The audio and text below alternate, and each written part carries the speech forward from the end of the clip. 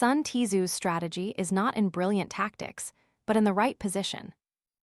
Asterisk 1. Tactics are tools, position is the foundation. In the thinking of the ancients, especially through the lens of Sun Tzu, true strategy never began with devising elaborate schemes. Genuine strategy starts with a far more fundamental question: where do I stand in this overall situation? Until one can answer that, all plans, no matter how clever, are merely movements in the dark. A tactic, after all, is just a specific method, but it is the position that determines whether that method can stand firm. The ancients distinguished very clearly between these two levels. Tactics can be learned quickly, thought up quickly, and used quickly. Position, however, is not so. Position is the sum total of timing, circumstances, location, strength, mindset, and even the invisible trends unfolding around us.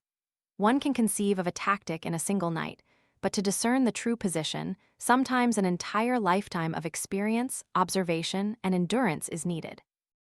That is why people often crave tactics, but shy away from discerning the position. Tactics offer an immediate sense of control, while understanding one's position forces one to confront reality and one's own limitations. In military strategy, Sun Tzu never denied the role of tactics, but he always placed them in a secondary position. A tactic is like a knife in the hand of a chef. Whether the knife is sharp or dull doesn't determine if the dish is good or bad. That depends on the ingredients, the fire, and the timing of seasoning. If the ingredients aren't cooked, the fire isn't right, and the chef only focuses on sharpening the knife, that isn't sophistication, it's misguided. Similarly, when the position is unfavorable, the more tactics one devises, the more entangled one becomes. In life, many people fail not because of a lack of intelligence, but because they place all their faith in tactics while ignoring their position.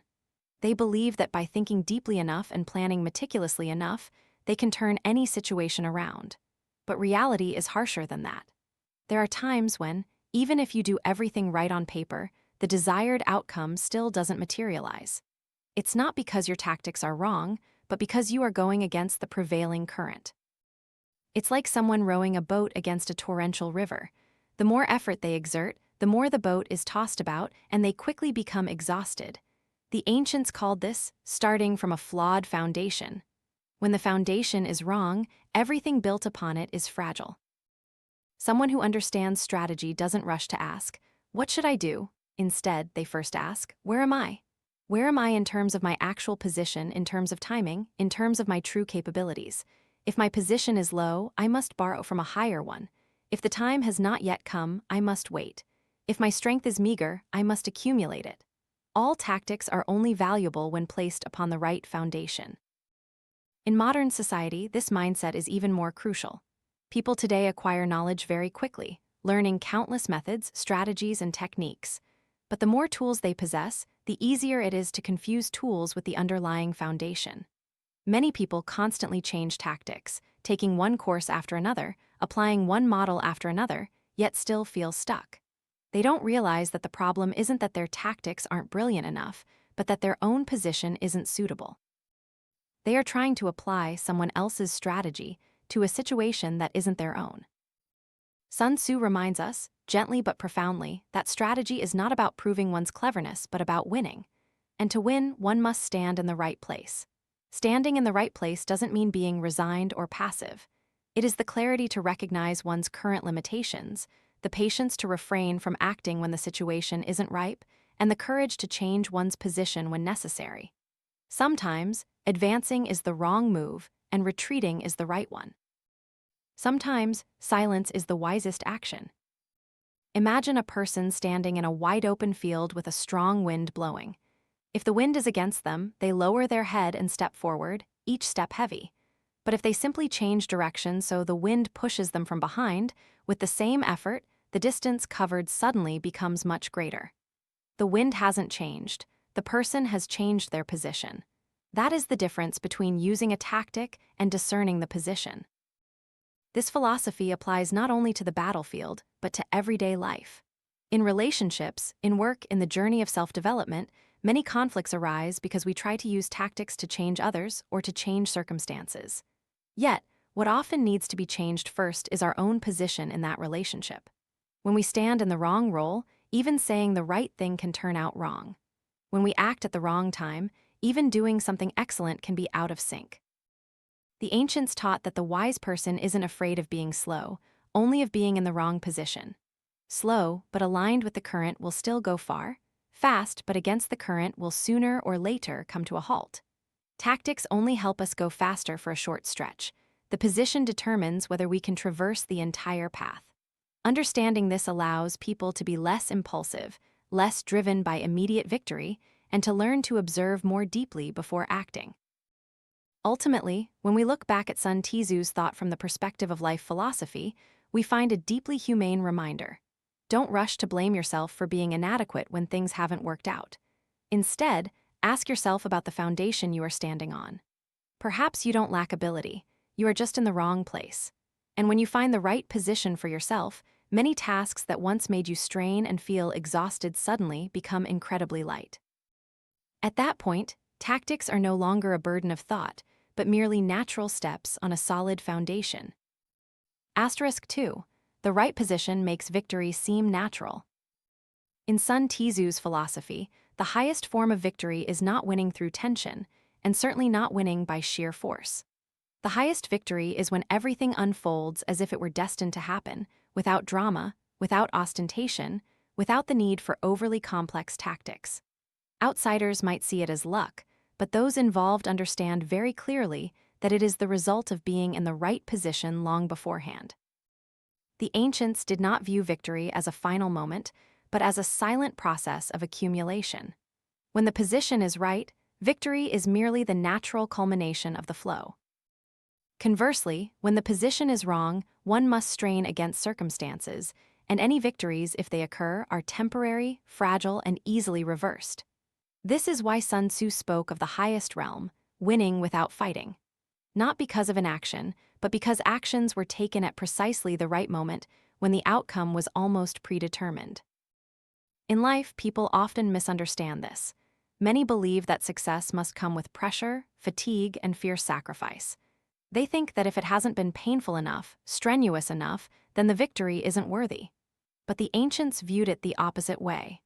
They believed that if something constantly forces you to strain, to resist every step, to live in prolonged anxiety, then it's very likely you are going against the current. The outcome might still be achieved, but the price paid often far exceeds the benefits gained. A correct position doesn't make one lazy, but makes effort effective. When in the right position, every step is supported by circumstances. Time works in your favor, people around you gradually become allies, and even difficulties appear as opportunities for growth rather than destruction.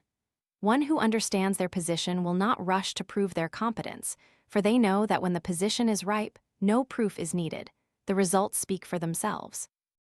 Sun Tzu particularly emphasized the element of timing, thoi. Time is not just clocks or calendars, but the rhythm of human action and circumstances.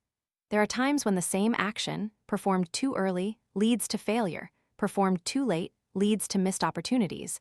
Only performed at the exact right moment will it succeed. Those who don't understand their position often see opportunities everywhere and rush to act. Those who do understand are the opposite. They see very few opportunities, but each time they act, it hits a crucial point. In modern life, this is very evident. Some people constantly change jobs, try every direction, yet still feel insecure. Others seem to move slowly, make few big decisions, but each transition opens up a new, more stable phase. The difference lies not in intelligence or diligence, but in who knows how to wait for the right position and who fears waiting for it. Those who fear waiting often choose to act early to reduce anxiety, but it is precisely this early action that prolongs instability. The right position is also reflected in one's inner state. When the mind is unsettled, people are more likely to act to reassure themselves than to solve the problem. Such decisions often carry an impulsive flavor, even if cloaked in rational justification. Sun Tzu understood this deeply, placing the maintenance of inner stability on par with observing the external situation. When the mind is in turmoil, and the inner position is already wrong, then even if external circumstances are favorable, one can easily undermine one's own position. Imagine a person standing by a wide river, with the water flowing steadily, not turbulent or muddy. If that person impatiently jumps in and swims upstream to the other side, they will surely be exhausted. But if they patiently walk along the bank for a while, finding a place where the river narrows and flows slower, then traversing the same river stretch becomes much easier. The river hasn't changed. The person has simply chosen the right place to cross. That is the feeling of victory when the position is right. This philosophy helps people live more slowly but more deeply. Instead of constantly asking, how to win, someone who understands their position will ask, when will this naturally come to fruition? The second question doesn't make people passive. It makes them focus on preparing their capabilities, preparing their mindset, preparing their position. When everything is ready, action is merely the final step, no longer a gamble. The ancients taught that victory that comes naturally is the most lasting victory, for it creates no resentment, leaves no aftermath, and doesn't compel the victor to constantly be on guard. When you win due to your position, others, even if displeased, find it hard to resist because they sense that the outcome was reasonable within the broader context. Conversely, winning by coercion often leads to silent opposition, leaving the victor never truly at peace. In personal life, if you feel a choice constantly causes you stress, forcing you to convince yourself every day that it will be okay, it's very likely a sign that your position isn't right. When the position is right, you still have to exert effort, but beneath that effort is a sense of stability. You know you are on the right path, even if the results aren't immediate. This feeling isn't noisy, but it is very certain. Ultimately, the deepest insight in Sun Tzu's thought isn't about how to defeat others, but about how to avoid making things difficult for oneself. The right position makes victory natural because it places one in harmony with circumstances, with time, and with oneself. When this state is reached, winning is no longer a stressful goal to pursue, but the inevitable outcome of a process of living and acting in sync. Asterisk 3. When the position is wrong, even brilliant tactics become a burden. In Sun Tzu's philosophy, humanity's most dangerous mistake is not a lack of strategy, but using strategy to cover up a flawed position. When the position is already askew, the more brilliant the tactics, the greater the burden. Because each new tactic doesn't address the root of the problem, but merely prolongs the state of tension. That is why the ancients always warned, the more disadvantageous the position, the more one must restrain from employing tactics. People, however, often react instinctively in the opposite way. When faced with difficulty, they immediately think they need to be smarter, calculate more deeply, and maneuver more. They believe failure is due to tactics not being clever enough, but Sun Tzu saw a deeper layer.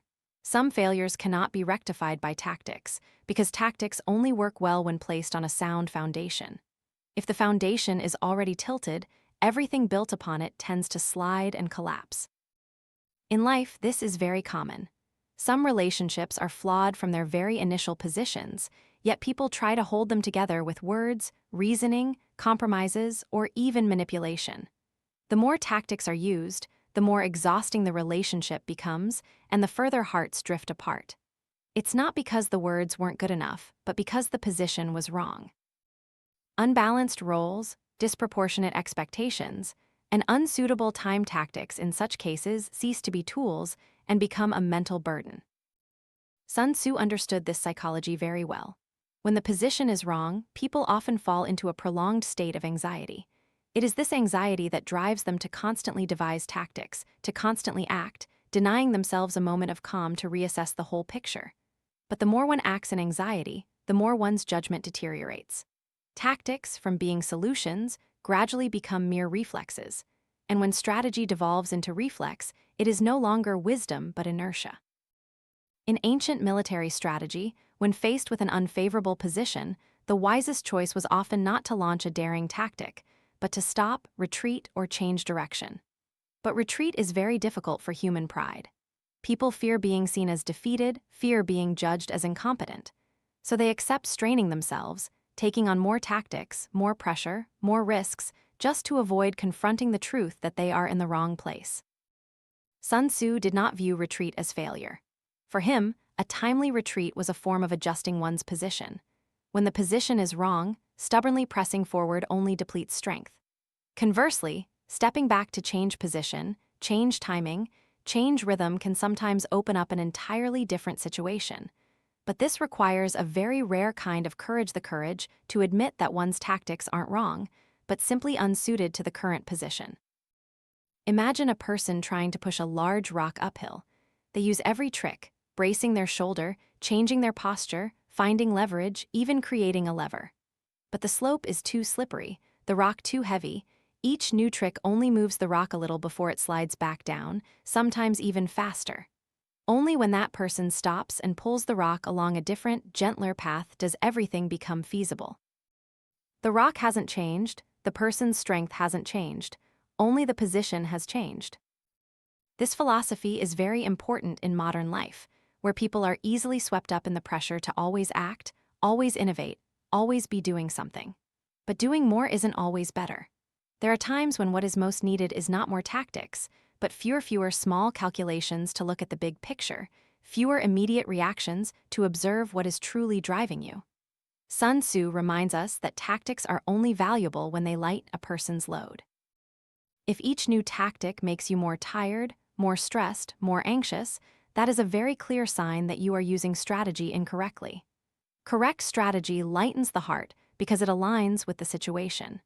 Incorrect strategy weighs on the heart because it goes against the situation. This difference may not be visible to outsiders, but those involved feel it very clearly. In work, some people constantly change tactics, methods, and learn new skills but still cannot escape the feeling of being stuck. They think they lack ability, but the real problem lies in their position.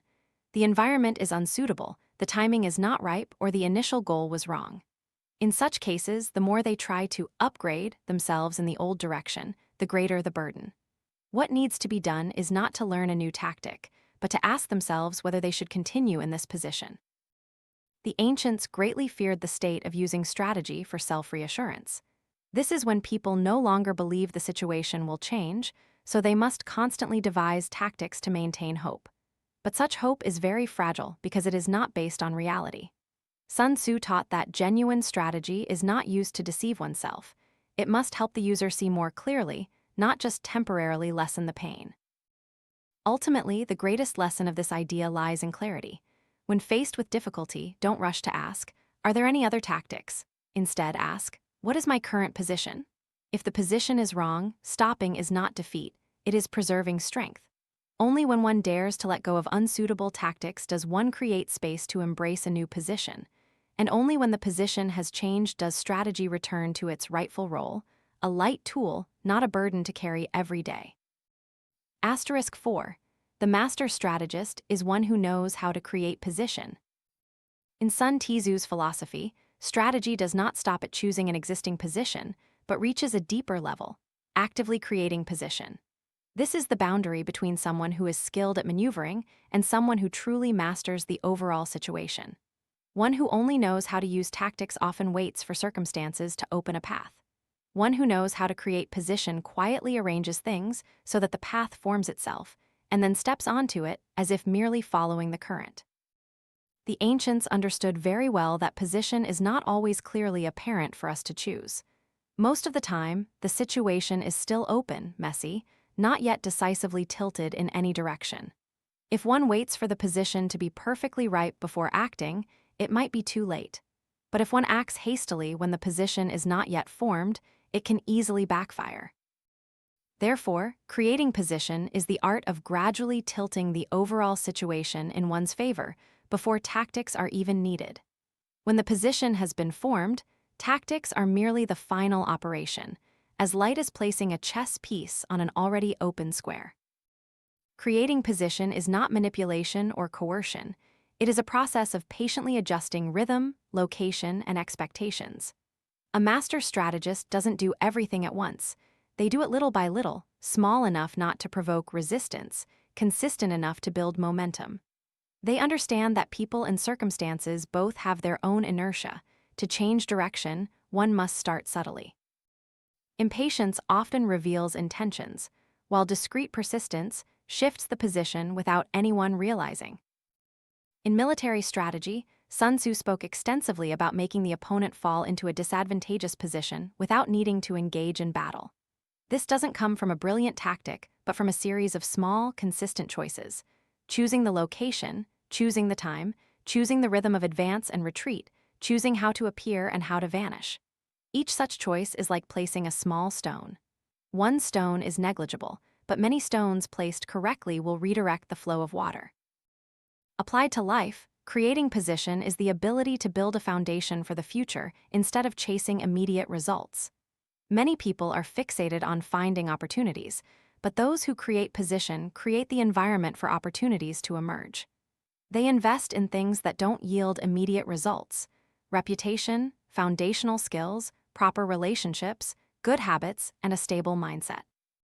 These things are not noisy, they don't bring the feeling of quick wins, but over time, they shape the overall situation in a way that is very difficult to reverse. Creating position also requires the ability to endure not seeing results. This is the hardest part, because when doing the right thing without immediate feedback, people easily doubt themselves. One who doesn't understand the way of strategy will quickly change tactics to find a sense of control. One who understands the way will patiently maintain their direction because they know they are building a foundation, not raising a roof. When the foundation is strong enough, the roof simply settles into place without forced effort. Imagine someone wanting to plant a tree on barren land. If they only focus on making the tree grow fast, they will constantly fertilize, pour water on it, and use all kinds of stimulants. The tree might shoot up for a moment but will easily be weak and fall in a strong wind. One who creates position is different. They improve the soil, guide water, shelter from the wind, patiently allowing the roots to grow deep. When the tree grows, it grows naturally, without coercion. The tree's position was created long before its leaves spread out. In work and relationships, creating position means knowing how to choose the appropriate role to stand in, knowing when to speak less so one's words carry weight, knowing when to retreat so others can advance. Sometimes, retreating a step is not losing position, but creating position for the next advance.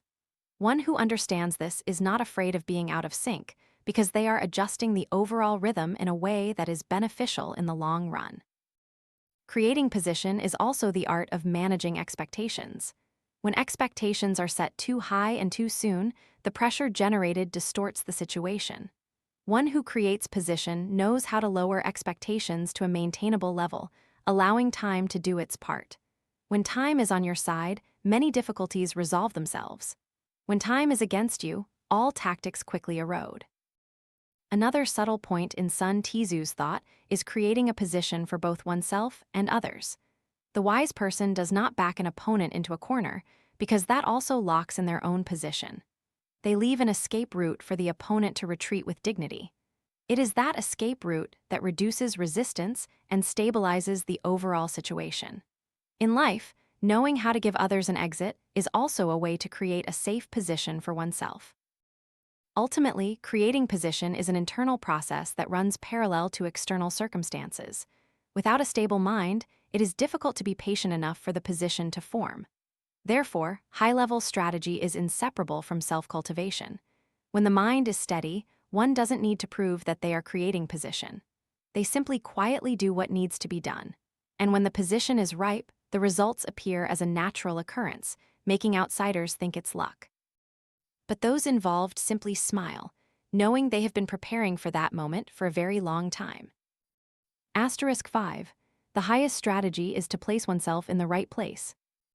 In the entirety of Sun Tzu's thought, if strategy had to be condensed into a single core element, it would not be tactics, nor would it be maneuvers, but position.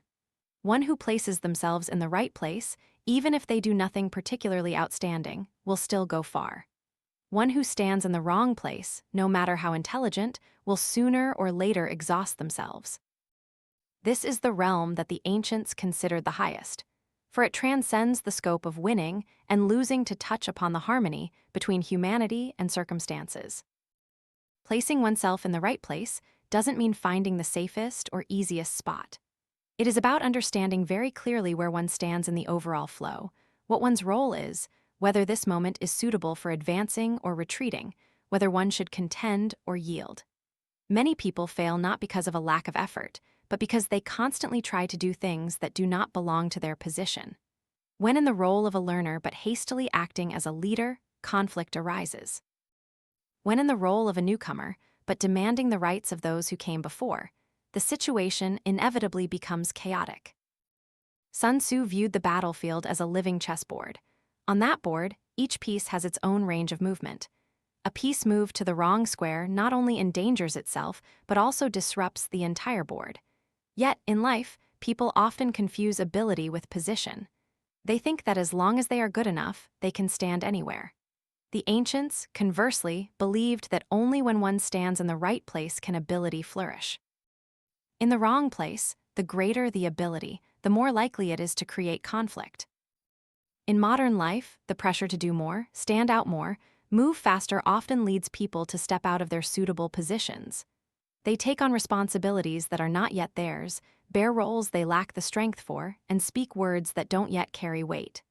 On the surface, it may seem like courage, but internally, it's a state of continuous strain. Those who understand the way of strategy are different. They don't rush to prove where they belong, but quietly stand in the right place, allowing time to prove it for them. Placing oneself in the right place also means knowing how to choose an environment. Not every place needs you, and not every place should you stay. There are environments where, no matter how hard you try, your value will not be recognized. It's not because you are inadequate, but because the position you are in doesn't allow for it. The ancients considered knowing when to leave to be a form of strategy, because staying in the wrong position only drains strength and spirit. In relationships, this lesson is even clearer. When we try to hold onto a position that is no longer suitable, every action becomes heavy. Saying the right thing turns into the wrong thing, doing a lot becomes superfluous. Conversely, when we place ourselves in the right place, even a small action can have an impact. That is not because we have changed, but because the position has changed how others perceive us. Imagine a person standing on a slippery, rocky slope, each step requiring intense effort to maintain balance. That person thinks they are weak, so they try to move faster to escape the slope quickly. But the faster they go, the easier it is to slip. Only when that person stops and steps onto the flat dirt path next to them, with the same pace, everything suddenly feels much lighter. The person's strength hasn't changed, only their standing place has. That is the essence of placing oneself in the right place. This philosophy helps people stop blaming themselves unnecessarily. When something doesn't work out, instead of quickly concluding that they are incompetent, the ancients advised looking at one's position. Perhaps you are applying the right effort in the wrong place. Perhaps you are trying to make flowers bloom in a season that hasn't arrived. When you realize this, instead of straining harder, you learn to shift. Shifting is not giving up. It is finding a suitable position to continue the journey. Sun Tzu did not teach people to always advance. He taught to know when to stand still. Standing still in the right place is sometimes more powerful than advancing in the wrong place. Because when you stand still in the right place, you can observe the whole situation, conserve your strength, and wait for the right time. When the time comes, just one step can take you far beyond those who have been tirelessly running, but in the wrong direction for a long time. Ultimately, the highest strategy doesn't make people cunning, but makes them calm. One who places themselves in the right place doesn't need to compare, doesn't need to contend, doesn't need to rush. They know where they stand in this life, and they accept that with clarity. It is this acceptance that opens up freedom.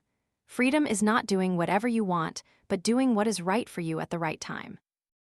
When we look back at Sun Tzu's entire philosophy from the perspective of life's wisdom, we realize something very humane. Strategy is not about defeating others, but about preventing oneself from being pushed into difficult positions. Placing oneself in the right place is the most sustainable, least damaging, and ultimately furthest reaching way to live. For once you are in the right place, the path ahead is no longer a tiresome race but a natural journey, where every step has its own meaning. The ancient art of strategy doesn't teach us to surpass others with cunning, but to surpass ourselves with clarity. By understanding the situation, knowing how to wait for it, creating it, and placing ourselves in the right place, life naturally becomes less bumpy, steps lighter, and we still go far.